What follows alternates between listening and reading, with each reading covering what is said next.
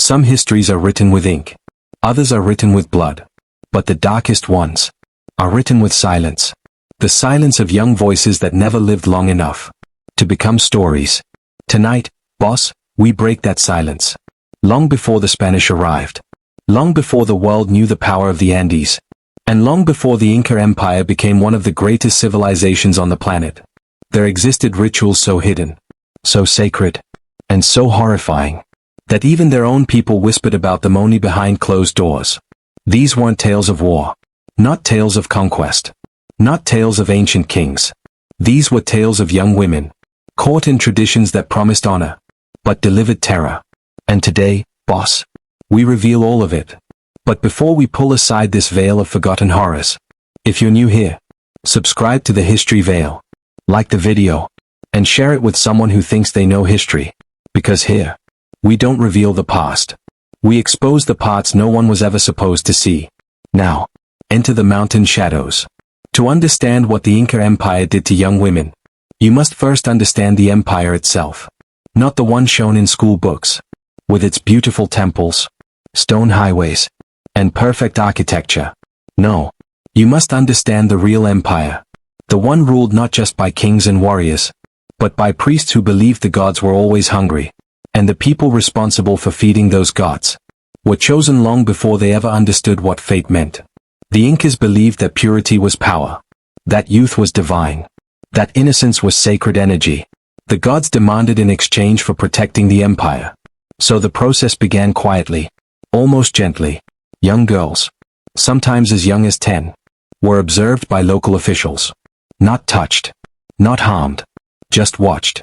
Their behavior, their appearance, their calmness, their discipline, everything was recorded. Because in the Inca world, a girl didn't belong to her family. She belonged to destiny. And destiny often wore a terrifying mask. If a girl was deemed exceptionally beautiful, graceful, or disciplined, she was taken from her village and sent to a place the Incas called Aclawasi, the house of the chosen women. To outsiders, it sounded like an honor, the highest privilege, a path to spiritual greatness. But boss, for many girls, it was the beginning of a life they never asked for. Inside the Aclawasi, young women were trained to perfection. They were taught to weave the finest textiles, to prepare sacred offerings, to maintain purity, to obey the priests without question, and above all, to be ready for whatever the empire required. Some would become royal attendants. Some would become wives of nobles. Some would be reserved for rituals. And some would face a fate so disturbing that even Spanish chroniclers, hardened soldiers, battle-scarred men, wrote about it with trembling hands. But before the nightmare reveals itself, you must understand the deeper psychological machinery behind it. The Inca Empire wasn't cruel for the sake of cruelty. It was cruel for the sake of control. They believed their empire existed because the gods allowed it. So in return, the empire had to maintain cosmic balance. And who maintained that balance? Not warriors, not kings, not peasants, but chosen young women, whose lives were no longer their own. Boss, imagine this. A girl is taken from her home. She's told she is special. She's told she's chosen. She's told the gods themselves have selected her. What begins as pride slowly turns into pressure. Pressure becomes fear. And fear becomes obedience. Not forced obedience. Not beaten obedience. A deeper obedience.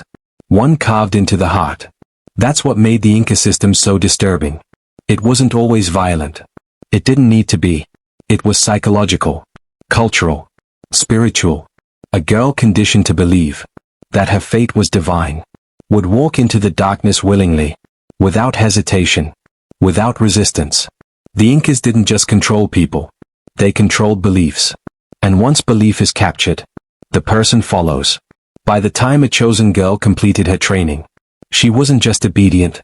She was reshaped into a symbol, a vessel, a living offering. Some would be given to high priests, some to nobles, some to emperors, but others were taken to altars deep in the mountains, where the air was thin, and the sky felt close enough to touch.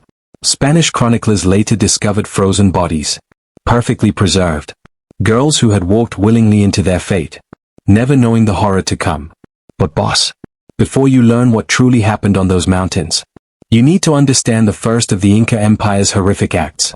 An act so hidden that even today, historians debate whether it was ritual or control disguised as religion. Part 2 reveals that first act. And boss, once you see what the chosen women were truly selected for, you'll never look at Inca history the same way again. The Inca Empire called them chosen women. But boss, Johame be exposed kanje rohihain. Wo batata hai kiunka chosen hona. Kitna terrifying reality ka hisatha. Because the first horrific act the Incas committed against young women was not violent, not physical, but emotional and spiritual, and that made it far more devastating. The Incas believed the gods spoke through purity, and purity lived in the youngest hearts. So the first act was something the priests proudly called the selection ritual. But behind the gentle name was a system designed to break families and break destinies. It began at night, not during festivals, not during ceremonies, but quietly, in the deep silence when the village slept, and only the mountain winds spoke. Priests, officials, and chosen scouts would enter villages without warning. No torches, no trumpets, no announcement, just shadows moving through pathways, observing homes, studying faces, listening to families breathe behind thin walls. They were looking for one thing, a girl who looked favored by the gods. But what did that even mean? Spanish chroniclers wrote different interpretations. Some said beauty, some said calmness, some said discipline, some said intelligence. But the truth was simpler and darker. The Incas were looking for girls who could be molded, girls who would not scream, girls who would not fight, girls who believed in the divine destiny of their empire so deeply that they would walk into their own fate willingly. That night, when the selection was made, everything changed. A tap on the door, a quiet summons, a priest's voice saying, "Your daughter has been chosen by Inti." Boss, imagine that feeling. A family hearing that their daughter was selected by the sun god himself. Half of them cried in joy, half cried in fear. All cried because they knew what came next could not be refused. The girl would be taken, not roughly, not dragged, but gently, like a sacred object. This was the horrific brilliance of the ritual. It didn't feel like punishment. It felt like honor. The girl was allowed to pack. She was allowed to hug her family. She was given gifts, blessings, cloth, food, flowers, everything to make the journey look beautiful. But every step she took was a step farther away from her life. Priests walked beside her, telling her how lucky she was, how the gods had chosen her personally, how her destiny was greater than anything she could imagine. And with each word, the girl's childhood slipped farther into the shadows. By the time she reached the gates of the Aklawasi, most girls were already transformed. Not physically, but psychologically. They believed the ritual was divine. They believed their purpose was sacred. They believed refusing was betrayal. But boss, the true horror of the selection ritual was not what happened to the girl. It was what happened to those left behind. Because once a girl was chosen, her family could never claim her again. Her name was removed from village records. Her place in the household ceremonies erased. Her lineage rewritten. It was as if she had been lifted out of time itself. Spanish chroniclers wrote that families would keep an empty space at dinner, an untouched bed, and a silent corner in their homes for daughters who never returned. But the Incas weren't finished. After arriving at the Aklawasi, the girl faced the second part of the first horrific act, the purity testing. Boss, this wasn't physical examination. It was psychological. The priests believed purity was visible. In the eyes, in the posture, in the way a girl spoke, in the steadiness of her breath. So girls were made to stand 4 hours, sometimes days, in front of priestesses, who watched every micro-expression. A blink, a tremble, a tear, a sigh. Everything was judged. Girls who failed the psychological purity test were not punished physically, but they were removed from the sacred path and given to lower temple duties. It was a quiet demotion, a silent humiliation. But girls who passed, boss, the ones who passed, were taken deeper into rituals that would define their fate forever. They were given new clothes, new names, new roles. The empire erased their past and rewrote their future in a single day. And most chilling of all, the girls smiled because the ritual was designed to make them believe this was the greatest honor they could ever receive. That is the horror of the first Inca act. The ritual didn't break the girls by force. It convinced them to break themselves. And boss, this was only the beginning. Part 3 reveals the second horrific act. A ritual so sacred, so secret, that the Inca priests believed even speaking of it without permission could anger the gods. Once a girl survived the selection ritual and the purity testing, the empire believed she no longer belonged to the world she came from. Now, she belonged to the gods. And that belief led to the second horrific act, one so deeply embedded in Inca religion that even the strongest families accepted it, without resistance, without protest, without a single word spoken aloud. Boss, this ritual was called the sacred preparation. To outsiders, the name sounded peaceful, almost divine, but for the young girls inside the Aklawasi, it marked the beginning of a psychological transformation that would shape the rest of their fate. The sacred preparation did not break the body. It broke the sense of self. It began at sunrise. Priestesses, dressed in pure white garments, with golden threads woven in sacred patterns, moved silently through the stone halls, their feet making no sound, except the soft brushing of cloth against ancient floors. One by one, they entered the girls' chambers, and woke them with a gesture. Not a touch, not a word, just a gesture. A raised hand, a slow nod, a signal. The girls rose instantly, not because they were forced, but because conditioning had already taken root. In the Inca world, obedience was not taught through punishment. It was taught through purpose. And the purpose given to these girls felt larger than life. They were told, "You are the daughters of the sun. Your breath is the breath of Inti. Your hands are the hands of the gods." Boss, imagine how powerful and how dangerous those words could be to a young mind. The first part of the sacred preparation was the fasting ritual. Not starvation, not suffering, but a gentle removal of worldly food, worldly flavor, worldly pleasure. 4 days, the girls ate only corn, water, herbal infusions, and a special white maize paste, believed to purify the soul. The purpose wasn't physical. It was symbolic. By removing the flavors of everyday life, the empire slowly erased the memory of home. One girl later described it this way: "I forgot what my mother's cooking tasted like. That's when I understood I wasn't going back." But boss, fasting was only the beginning. Next came the silence period. For several days, the girls were forbidden to speak, not even a whisper. And in that silence, their thoughts grew louder. Doubts, fears, questions. But without speech, those thoughts had nowhere to go.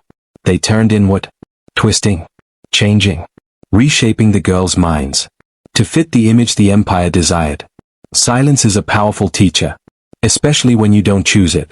After the silence period, the girls entered the purification ceremonies, which took place in a sacred courtyard, where sunlight fell perfectly through a circular stone opening overhead. The Inca priests believed that light touching the skin could purify the spirit. So the girls stood in formation, as priestesses walked around them, sprinkling water, burning incense, and chanting ancient hymns. It looked peaceful. It sounded beautiful. But boss, the purpose was terrifying. The empire was cleansing them of their past, so they would accept whatever future was assigned to them. And it worked. Girls began to lose their sense of individuality. They began to mimic the movements of the group. They stopped thinking in I. They started thinking in we. A single unit. A living offering. A vessel prepared for whatever role awaited them. But the darkest part of the sacred preparation was the night of reflection. This ritual was kept completely secret from the outside world. Spanish chroniclers only discovered fragments, piecing together testimonies from survivors and scattered temple records. On the night of reflection, each girl was taken alone to a dim stone chamber, lit by a single oil lamp. There was no priestess inside, only a polished bronze disc hanging from the wall. A mirror, but not an ordinary mirror. The disc was slightly curved, in a way that made the reflection look not wrong, but unfamiliar. The girl would sit in silence and stare at her reflection for hours, as the lamp slowly flickered, distorting her features, bit by bit. Boss, imagine being a child and seeing your own face change subtly before your eyes, in the lonely glow of a dying flame. Spanish chroniclers reported that many girls cried silently during this ritual, not out of fear, but out of confusion. The mirror wasn't meant to scare them. It was meant to disconnect them from the identity they once knew. By the end of the night, many girls no longer felt like daughters of their village, but daughters of the empire. Girls who broke emotionally were removed from the sacred path. Girls who endured moved on to roles far more serious, roles the empire considered too sacred for ordinary citizens to even speak of. Boss, this sacred preparation wasn't just training. It was transformation, psychological reprogramming, a ritual designed to reshape a child into whatever the empire needed her to be, and the role awaiting some of them, in part 4, is something so dark, so morally twisted, that even Spaniards, who had seen horrors of their own, wrote about it with disbelief. What the Incas did next goes far beyond religion. It enters the realm of emotional sacrifice. After the sacred preparation, the chosen girls no longer walked like children. They walked like symbols. Everything inside them, their laughter, their memories, their sense of belonging, had been slowly carved away, until only one thing remained: obedience to the empire. And boss, yeah, obedience. Next ritual, Kulia Zaruri Thai. Because the third horrific act the Inca Empire did to young women was something they proudly called the service of the sun. But don't let the beautiful name fool you. Behind that divine-sounding phrase was a role so psychologically complicated, so emotionally draining, that even Spaniards struggled to describe it. To understand this act, you must first understand the Inca Emperor, the Sapa Inca, and how his presence shaped the fate of these girls. The Incas believed the emperor was not a ruler, but a living deity, a piece of the sun, a walking god. And if he was divine, then the young women chosen to serve him had to be divine too. This was the empire's logic, its justification, its mask. The service of the sun began with presentation. Not a ceremony, not a celebration, a presentation.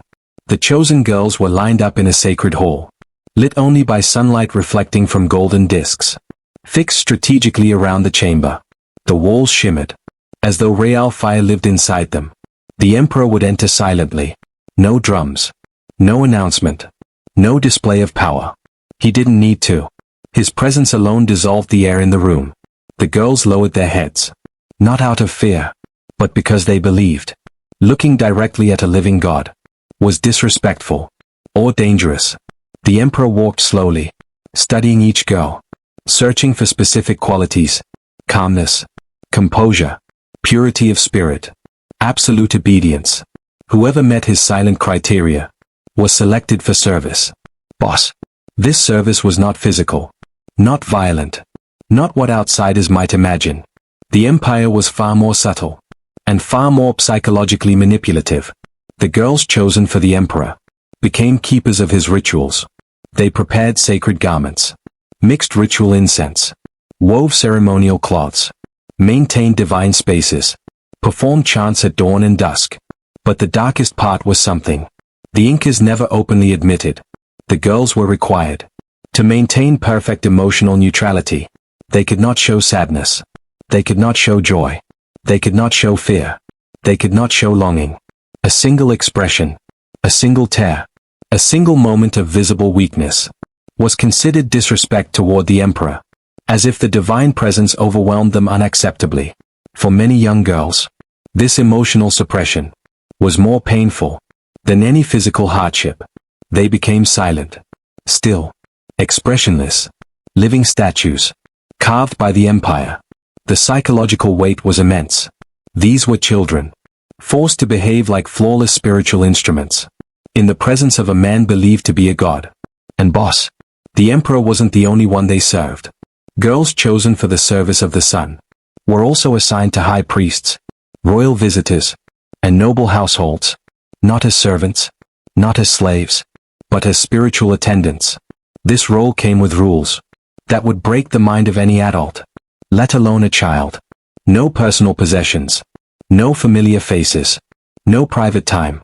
No conversations except ritual instructions. No questions. No opinions. No identity. Their original names were replaced with ritual titles. Their past was deleted like chalk washed from stone. Their future belonged entirely to the empire. Spanish chroniclers wrote, "They smiled when they were chosen, but the smiles faded like shadows once the silence of service consumed them." And boss, the empire engineered it this way. They wanted girls who were spiritually devoted, emotionally neutral, mentally obedient, because the empire believed something chilling. A girl who feels nothing cannot rebel. The training for emotional neutrality was strict and endless. If a girl flinched at a priest's voice, she was retrained. If she hesitated during a ritual, she was retrained. If she showed fear during a ceremony, she was retrained. Not punished. Retrained. Meaning, hours of silence, hours of stillness, hours of repetitive ritual practice, until her emotions dissolved into mechanical obedience. One Spanish observer wrote, "These girls gaze at you, but look through you. It is as if something inside them has been gently removed." That something was identity. And boss, this is where the horror deepens. Because for some girls, selected for the service of the sun, this emotional dissolution was only preparation. Preparation for a role that was darker than service. A role that blurred the line between ritual, obedience, and sacrifice. A role so secret that even royal households only whispered about it. What happened to those girls is the fourth horrific act. And boss, Part 5 reveals that darkness, a ritual so disturbing that even the empire feared discussing it openly. By the time a chosen girl served the emperor, served the priests, and served the rituals, the empire believed she had one final purpose left. A purpose so holy, so sacred, so divinely essential, that it was spoken of only in coded language. Because even within the empire, people feared saying its name directly. Boss, this was the fourth horrific act. The binding of fate. To outsiders, binding sounded like ceremony, a joining, a sacred connection. But to the young girls inside the Aklawasi, it was something far heavier. A ritual where they were no longer treated as individuals, but as pieces of cosmic machinery. The binding of fate took place only once a year, at a time when the sun stood highest in the sky, and the Andes cast their shortest shadows. On that day, the air itself felt tense, as if nature knew what was coming. The girls who had been selected for the binding were woken before dawn, and dressed in garments woven with gold thread, sun symbols shining faintly even in the dark. They were led to a sacred platform, overlooking steep mountains and silent valleys. The horizon glowed with muted orange, as if the world was holding its breath. Boss, the binding had one purpose: to attach a girl's destiny to the destiny of the empire, permanently. This was done through a ritual so psychologically overwhelming that many girls surrendered emotionally before it even began. First came the vow. The girls stood in a perfect line, while a high priest recited ancient verses. "You are the breath of Inti. Your life belongs to the sun. Your thoughts are not your own. Your fate is woven into the empire." The girls were required to repeat each line. Not loudly, not confidently, just clearly. And boss, it was this clarity that made the ritual so disturbing. Because the Incas were not forcing them to obey, they were convincing them to believe. After the vow came the renunciation. Each girl stepped forward and placed a symbolic object, representing her past life, on a woven mat. A piece of cloth from her village, a bracelet given by her mother, a lock of hair cut before training, a small handcrafted toy, something that held memory. The object didn't matter. The meaning did. By placing it down, she was renouncing her past. Not physically, but emotionally. And once she renounced it, the priests removed it forever. No goodbyes. No last looks. Gone. Like her past never existed. Boss, this was where most girls broke. Not by tears. Not by screams. By silence.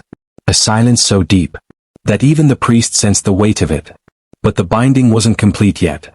Next came the marking of purpose. The girls were guided inside a circular stone chamber, where the sunlight entered through a single narrow opening overhead, creating a beam that looked almost solid. Here, the priestesses approached with small bowls, filled with a golden herbal mixture, made from mountain plants. They pressed the mixture gently, onto the girls' foreheads, their wrists, and the center of their chest.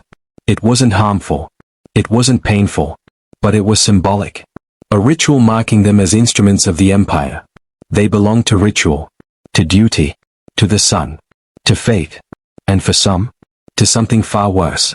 Because the highest level of the binding went to girls who were chosen, not just to serve, but to represent the empire itself. For those girls, their lives were strictly controlled. They could not marry.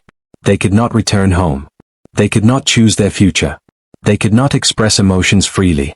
They could not think of themselves as individuals. Their identity became a role, not a life. Spanish chroniclers later wrote, "They walked with calm steps, but behind their eyes lived a sorrow deeper than any wound." This is what the binding created. Young women who appeared serene, pure, almost divine, but internally felt hollowed out, like vessels filled with someone else's purpose. But boss, the ritual didn't end with the marking. There was one final stage, one that turned the binding from ceremony into psychological captivity. The priests brought the girls into a silent courtyard, where a massive woven tapestry hung from a stone arch.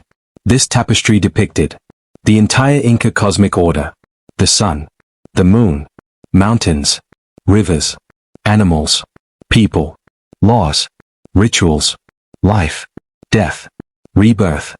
And in the very center of this tapestry was a small blank space. A space deliberately left empty.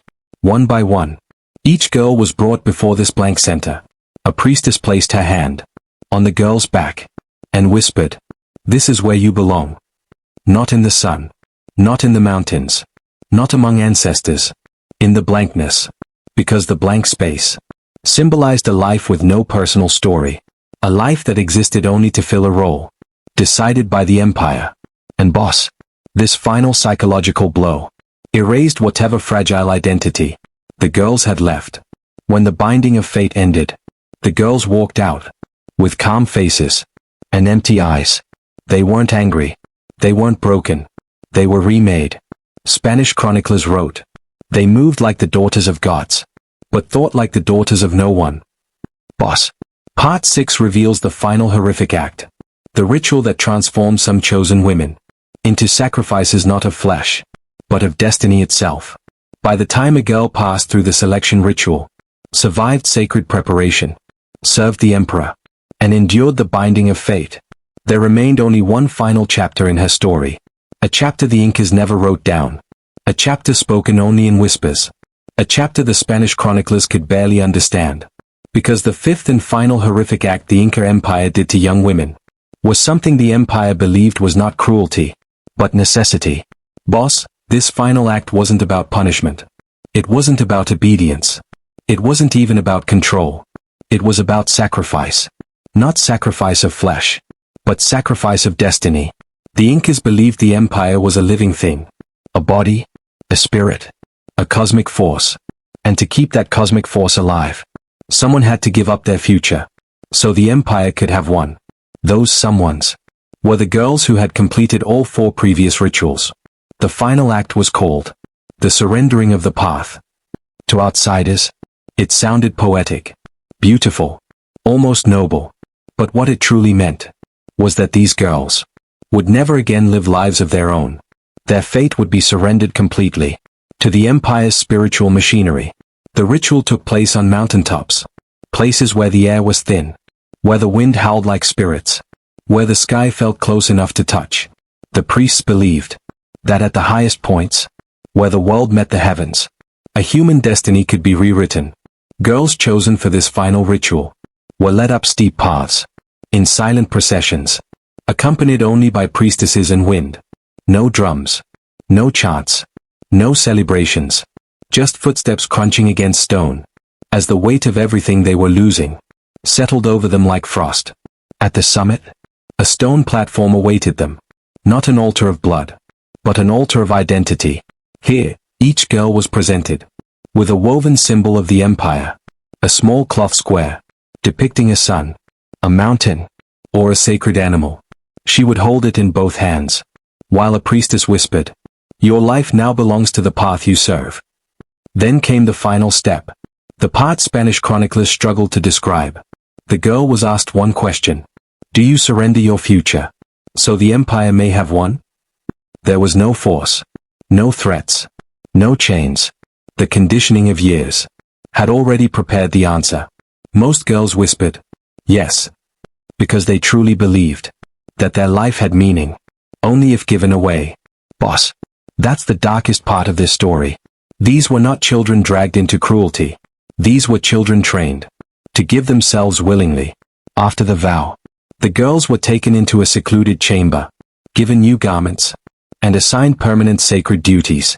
Some spent the rest of their lives tending holy fires. Some maintained rituals in mountain shrines. Some lived in remote sanctuaries, far from the world. Some became spiritual symbols, seen only during sacred festivals. They didn't suffer physically. They didn't scream.